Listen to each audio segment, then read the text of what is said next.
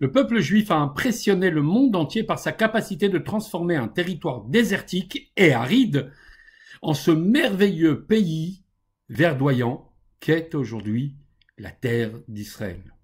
Mais on doit avouer que le désert, ça nous connaît, puisque dès la naissance de notre peuple, après l'Exode, nos ancêtres séjournèrent 40 ans dans le désert du Sinaï.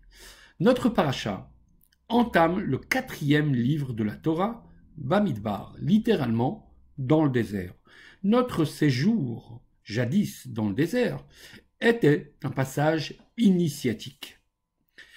Comme le désert, qui n'appartient à personne, la Torah n'est pas la propriété d'une élite, elle est l'héritage de tous.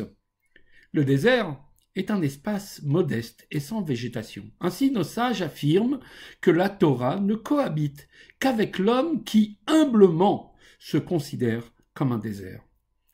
Durant leur séjour dans le désert, nos ancêtres ne se souciaient pas de leurs besoins matériels. Dieu pourvoyait.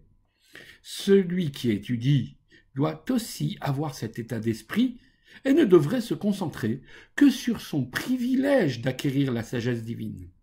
Enfin, le désert est un milieu hostile, où nous pouvons rapidement devenir la proie de nombreuses bêtes sauvages. L'exil que nous traversons est un désert qui finira, grâce à nos efforts, à être transformé en une merveilleuse oasis.